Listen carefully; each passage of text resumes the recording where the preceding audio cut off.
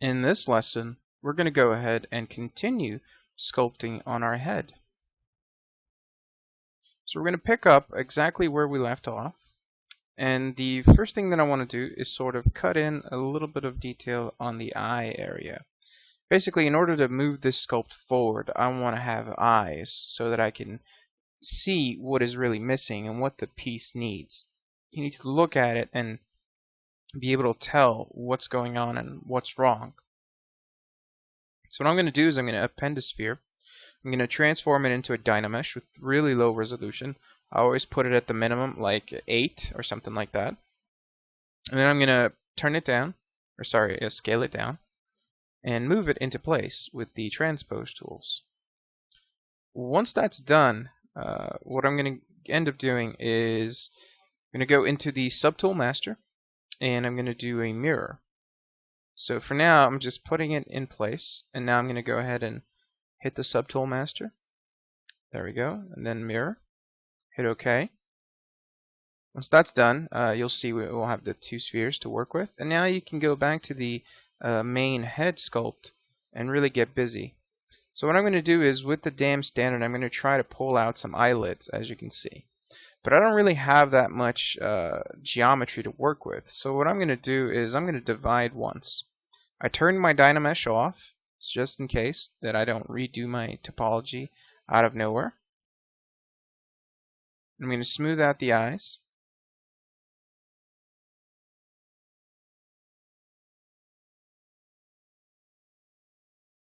And now what I'm going to do is I'm going to draw in the shape.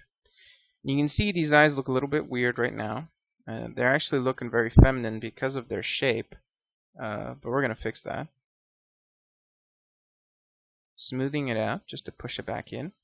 And now that I sort of have the eyelids more or less positioned properly, the thing that needs to be done is the eyebrows need a bit more detail. Now what I'm doing here is just adding some skin on the top of the eye that everybody has. Well, not everybody has, but in general, men have this a lot more than women do.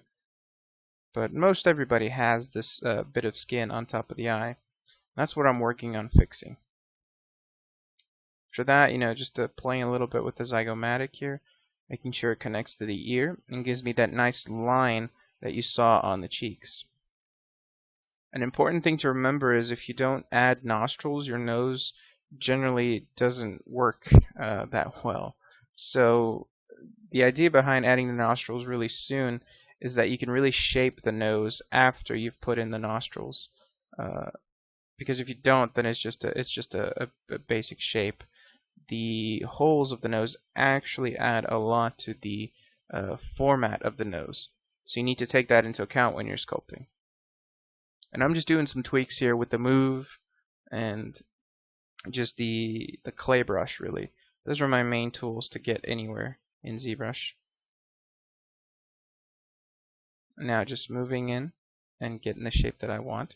And you can see, at least from the side there, I didn't really like the connection on the nose. And the top of the eyebrow is a bit too big, so I'm going to go ahead and smooth that out a little bit.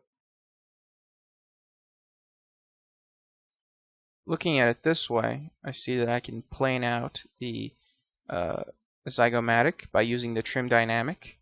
It's a really good brush for organics as well.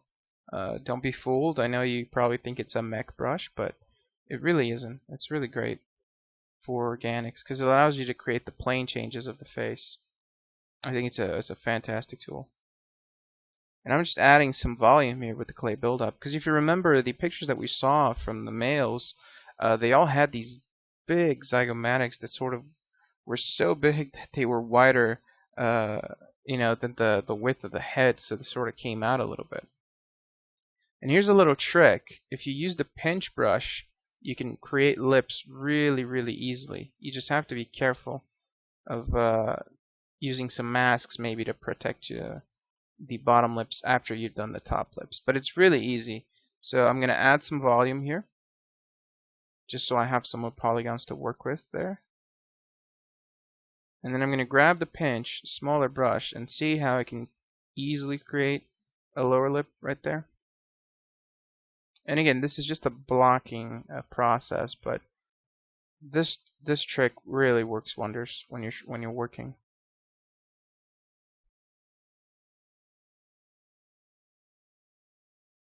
I'm also adding the medialis, which is just a little bit of a nodule on the side of the mouth.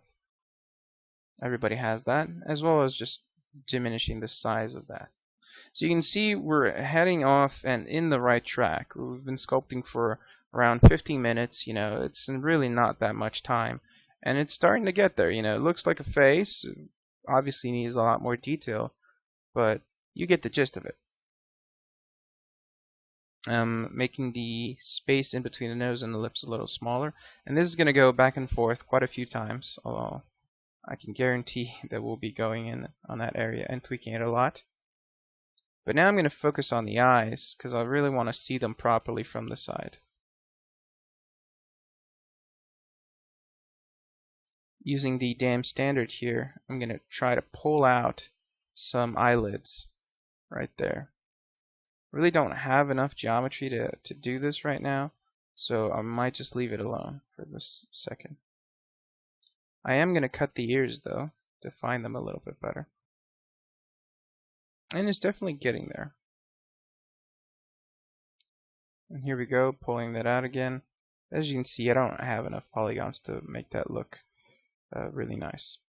But my skull is really small, and that is not making me happy. So I'm going to push it back, just so we have that slope that men tend to have. And now I'm just adjusting everything else.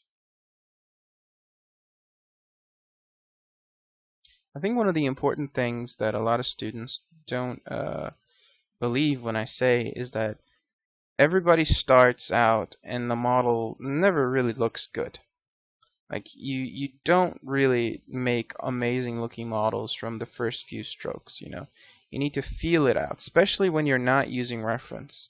If you're using reference, it's a lot easier to create something that looks good because you have the image right there in front of you. In my case, since I'm just going from memory and from personal taste, it's really difficult to get something that looks good really quickly.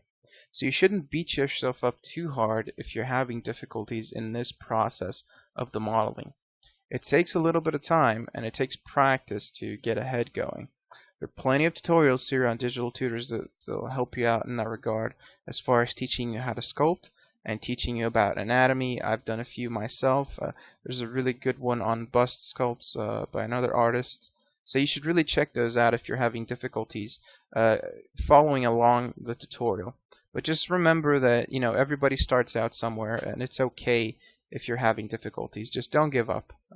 That's the biggest thing. You know, it's more of a thing, an attitude change for your life than anything else. I see a lot of students want to give up really quickly if they encounter difficulties, but it's the difficulties that are going to make you go forward. So I'm adding the nasolabial fold here. And just working around the area of the mouth. You'll see that this looks really strong from the front, and that's not really what I want. I sort of want a young looking character. The more defined that you make these shapes be, the older the person's going to be, because you really don't have that kind of stuff. Your face is really soft when you're young, so there's no real reason for me to be making this as strong as it is. So I'm going to end up really tweaking it. It's a good thing to sort of locate myself on the sculpt, but don't worry about it if you're having trouble. I would definitely simplify it if possible. I think it's a lot better that way. But now that I'm blocking some things out, you can really see what's going on. And to me, the face is still super long. I'm probably going to have to tweak that. But I am exaggerating the chin. You know, I did want you guys to see those examples that I mentioned in the pictures being used on the sculpt. But I'm going to do some tweaks to it, that's for sure. In any case, now that we've refined a little bit more of the shape of the head, it's time to start thinking about some of those finer things that sort of add up to make our sculpt look better. So let's continue working on it in the next lesson.